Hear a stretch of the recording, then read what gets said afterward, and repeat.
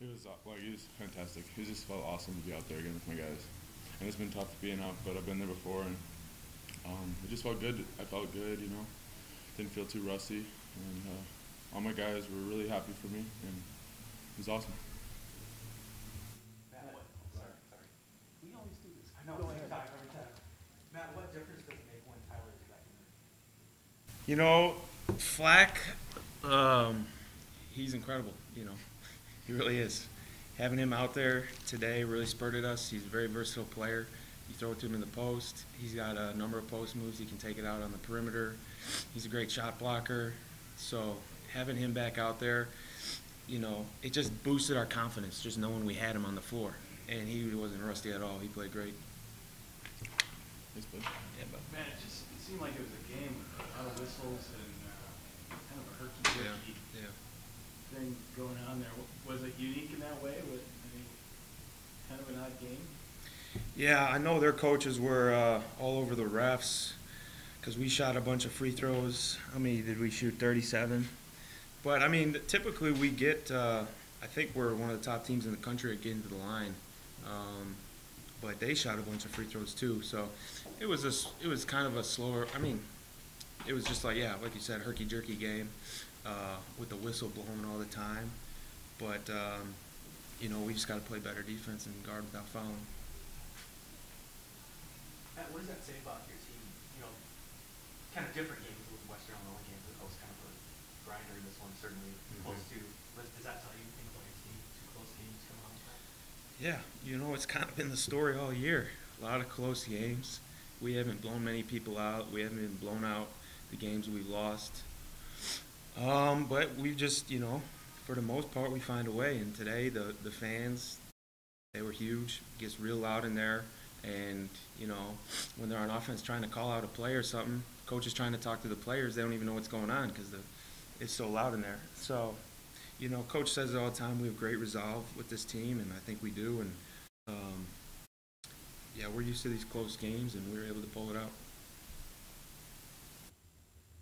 Tyler, do you feel like, you know, after the, I guess you weren't playing, but, you know, after the loss to Oral Roberts, come back here and get 2 wins, does that kind of reset you guys on your way?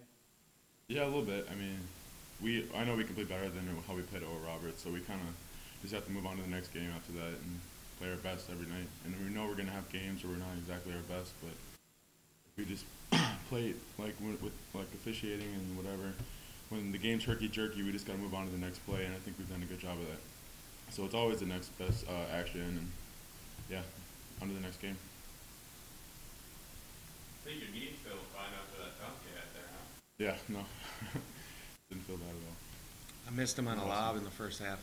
What's that? I missed him on a lob in the first half. Yeah, I was on that. Yeah. Should have hit him, but I think we bucket, maybe? Yeah, we still got fouled. Yeah. And I know there's still a long way to go in the conference, but to get to second place by yourself, does that mean much right now this season for you? Well, second place isn't where we want to be. We want to be first place, but we're making strides, and you know we'll get North Dakota State again at their place. We got a tough stretch coming up here. Three road games against 3 very good teams, and we've got to take care of business and move on to the next one. But no, we're definitely not satisfied with second place at all. From the get-go, we want to be first in the league, and we knew where they projected us, and we still use that as motivation. Well, it's a really good win for the Yotes. Denver's a very, very, very good basketball team, and there's just not much they don't have. They defend very well. They defend the 3 well. They don't foul at a crazy high rate. They're just solid, and offensively, I believe they were 23rd in the country in 3-point field goal percentage. They were in the low 40s in the country in assists per game. And you could see that, the way they zip the ball around. They just make great decisions. They feed it inside to Migo. Mackey really hurt us in the first half. He had 10 in the first half. And they can throw it inside to their 4s. And then all their perimeter guys, for the most part, can really, really shoot it. So they put a ton of pressure on you. And if you're not disciplined, you get exposed in a hurry. And we weren't real disciplined, I thought, in the first half in particular. Lunging a lot, not closing out with urgency, not carrying our hand. We had some foul trouble. Trey Birch-Manning had 2 fouls in the first half. Flack got 2 later in the first half. Sparky had 2 right away. But they were in foul trouble. Amigo had 2, and Bobbitt had 2. And it just felt like we had a few chances, even right off the get-go, where we could have really jumped on them, 10 to 12 points. And Mooney makes that shot right before half to get us a 4-point lead, and it just felt like we should have been up more. It felt like we should have been up 8 to 12 points in that range, and we didn't take advantage of some opportunities there. We really struggled finishing around the basket in the first half. How many layups did we miss? And just point-blank shots. And then the second half, it felt like it was, the L.A. Lakers against the Kansas City Kings back in the 80s, where there was no defense and all offense. Well, they couldn't stop us. We couldn't stop them. I think they were shooting around 80% for a while. And then I think the big change was we got, press has been so good for us, but we obviously forced them into 18 turnovers, but I just felt like we were out of sorts and gave up some easy ones on the back end. And we were just in too much gamma mode. So we took the press off with about 4.5 minutes to go, and we were able to finish the game. The last 11 possessions, we held them to 4 points, and that's why we were able to seal the deal and get over the top. And we made our free throws down the stretch with the exception of 1. It was good to have Flack back. Most of the time, most guys, that dude, he's a fun guy to coach, but right when I think I got him figured out, he always surprises me. He's been out for a month, and most guys, when you're out for a month, are rusty on offense, but relatively sharp on defense. And he was really sharp on offense, but he showed some rust on the defensive end. And so we're excited to get more practices with him because he was definitely a shot in the arm. But great win for the Oats. Denver is a very, very good basketball team. I know you guys typically get to the line quite a bit, but it seemed like today there was a foul every minute. Actually, more. Well, it was both ways. I mean, we shoot 37 free throws and they shoot 29. And we have 22 fouls called on us. They have 27. And it was kind of I don't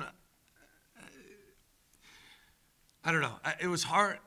It was just a lot of free throws. So it was just it was hard to get a flow, I felt like, for a while. Although there was good flow out there, but you just didn't know. Is it going to be a foul? Is it not? I mean, it was just hard to get a true feel for some things that way. And the hard part is just for the players, because you just don't know. So all I know is you got to be aggressive. You got to be in attack mode. We shoot a few more tonight.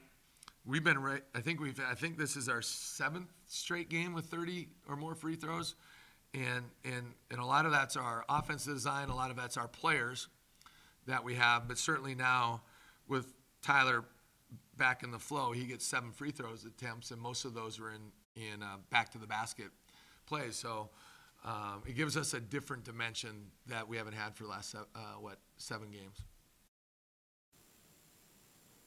Second half of the league season to now be second place, that's pretty good more. Yeah, it's good. I mean, we're where we need to be. I mean, obviously we'd like to be on top. But all things considered, when you really look at the whole picture, we're in a good spot. Now, at the same time, like we told our guys, in the spirit of the Women's Australian Open today, I was getting my workout in. I mean, the treadmill's almost worn out. It was going so fast.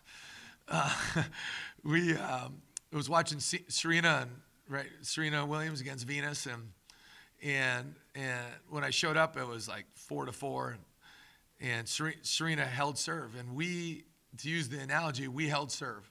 We've had a front-loaded schedule in terms of we only have 2 home games left, so we've had 6 out of our 9 conference games at home. And so the way our league is set up, we've lost 1 to North Dakota State, and we beat Denver on the road. So in a way, we're even Steven.